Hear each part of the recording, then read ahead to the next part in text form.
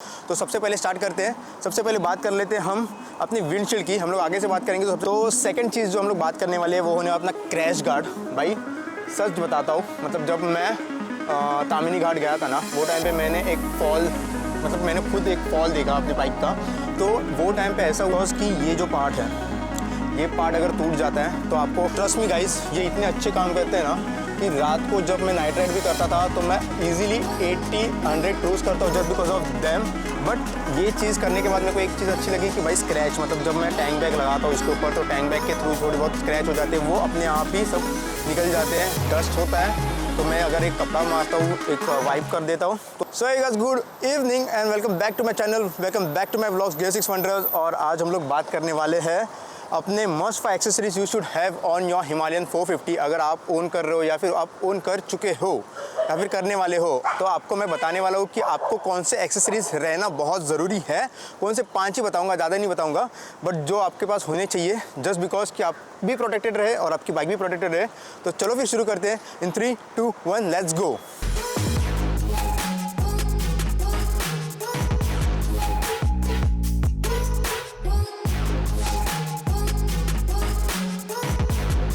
सो ये सारे एक्सेसरीज़ जो है मैं आपको बताऊंगा कि उनकी कॉस्टिंग क्या है, मैंने कहाँ से परचेज़ किए हुए हैं और आप उसका अल्टरनेट भी कौन से जा सकते हो, या फिर मैंने यही क्यों लगाया है, तो वो आपके ऊपर रहने वाला है। बट इसका अल्टरनेट या फिर ये तो एटलीस्ट लगा लो।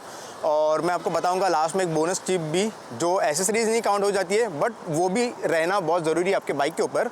तो सबसे पहले स्टार्ट करते हैं। सबसे पहले बात कर लेते हैं हम अपनी विंडशील्ड की। हम लोग आगे से बात करेंगे, तो सबसे पहले हमको बात करनी है अपनी विंडशील्ड की। तो देखो गाइस, अगर आप ये बाइक ओन कर रहे हो तो आप एडवेंचर करने वाले हो या फिर आप लॉन्ग टूरिंग करने वाले हो, तो आपके लिए एक बहुत अच्छी विंडशील्ड होना बहुत ज़रूरी है। अभी मैंने इसके अलावा और बहुत सारे विंडशील्ड देखे, इवन OEM वाली विंडशील्ड जो है अपनी रॉयल एनफील्ड की वो भी देखी है, बट उसमें प्रॉब्लम ये आता है कि वो बहुत ज़्यादा टेपर रखती है, तो आगे से जो लुक है ना वो ब्रॉड नहीं निकल के आता। अभी ये वाली विंडशील्ड जो है, तो ये आप देख सकते हो, ये विंडशील्ड जो है वो मैंने इनस्केप ड्रीम्स की तरफ से ख़रीदी थी। और इसको ख़रीदने का एक ही मेरा जो प्लस पॉइंट था वो ऐसा था कि ये मेरी बाइक का लुक जो है एनहांस करती है, बड़ी दिखाती है बाइक को, टॉल भी दिखाती है। और इसका जो प्रोटेक्टिंग है, अगर आप हाई स्पीड में जाते हो 100+ भी आप क्रूज़ कर रहे हो, तो आपका जो विंड डिफ्लेक्शन है वो यहाँ से होता है, हेलमेट के ऊपर से, तो फिर बहुत ही अच्छा लगता है। आपके चेस्ट प्रोटेक्ट रहते हैं, आपके यहाँ पे थोड़ा बहुत लगेगा बट आपके हेड के ऊपर से पूरा हो जाता है। और इसका जो प्राइस पॉइंट था वो भी बहुत कम था। वो टाइम पे मैंने इसको 2000 में ली थी, अभी का पता नहीं कितने में है। बट इसके अल्टरनेट अगर जो कोई रहेगा तो कार्बन रेसिंग आता है या फिर OEM के लिए जा सकते हो, आपकी चॉइस रहने वाली है। बट ये मैंने इसलिए खरीदी बिकॉज ये लुक वाइज भी अच्छी लगती है और अपना काम भी बहुत अच्छी तरीके से करती है। तो सेकंड चीज़ जो हम लोग बात करने वाले हैं वो होने वाला अपना क्रैश गार्ड। भाई सच बताता हूँ, मतलब जब मैं तामिनी घाट गया था ना, वो टाइम पे मैंने एक फॉल, मतलब मैंने खुद एक फॉल देखा अपने बाइक का। तो वो टाइम पे ऐसा हुआ था कि बाइक का जो वेट है ना, आप उसको पहली बात अंडर एस्टिमेट करो मत।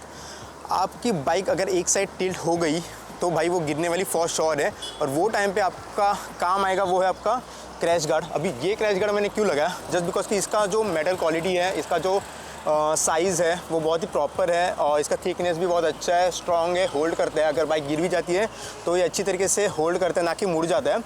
और दूसरी बात, जो बाकी के मैंने देखे थे, उसका जो फिटिंग असेंबली है वो यहाँ पे आता है। तो यहाँ पे आने की वजह से क्या होता है, अगर आपका बाइक फॉल होता है और बैंड हो जाता है तो आपका ये जो पार्ट है, ये पार्ट ख़राब होने की बहुत ज़्यादा चांसेस है। तो उसके वजह से मैंने PS कस्टम का लिया। ये मेरे को समवेयर अराउंड 4000 के आसपास गिरा था, 4500 के आसपास गिरा था। बट इसका अल्टरनेटिव बहुत सारे हैं। तो अगर आपको वो चीज़ के लिए जाना है या फिर अगर आपका ऐसा है कि भाई लुक वाइज आपको पसंद नहीं है, तो आप उनके लिए भी जा सकते हो। बट आप लगाना बहुत ज़्यादा ज़रूरी है बिकॉज बाइक का वेट जो है वो आपको प्रॉब्लम में ना डाले, आपके इंजन सिक्योर रहे, इसके लिए आप इसको भी निगलेक्ट मत करना। सो जो थर्ड पॉइंट होने वाला है वो अपने होने वाले बाग बस्टर्स। ये कॉपी वाले बाग बस्टर्स है। सो इनको लगाने का मेरा सबसे बड़ा मतलब मोटिव जो था वो ये था कि जब बाइक गिरी थी ना, I was really scared because कि ये जो पार्ट है, ये पार्ट अगर टूट जाता है तो आपको रिप्लेस करना पड़ेगा। वो आपको रिप्लेस करने में कुछ 700-800 रुपये तो लगने वाले हैं। प्लस अगर वो टूट जाता है तो चलाने के टाइम पे दिक्कत आ सकती है। अगर आप लॉन्ग रूट पे हो या फिर आप ऑफ रोड कर रहे हो और अगर वहाँ पे वो टूट जाता है तो फिर आपको जो दोनों साइड के क्लच और ब्रेक का जो आपका स्ट्रिप है ये अगर टूट जाएगा तो पूरा नहीं टूटता, वहाँ पे एक इन्होंने स्मॉल सा कटआउट दिया है तो वहाँ से वो ब्रेक होके टूट जाएगा।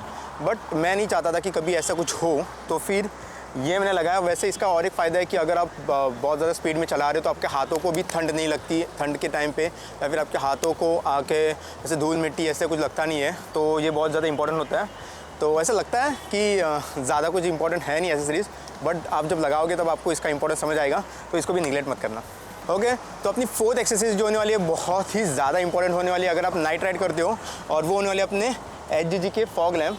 तो भाई जब मैंने ना लाइट्स लगाने का सोचा था तो मैं छोटे लाइट्स के लिए भी गया था, बट एक्चुअली प्रॉब्लम ये था कि छोटे लाइट्स हैं वो उतना अच्छा आपको रात को विजिबिलिटी नहीं दे पाते।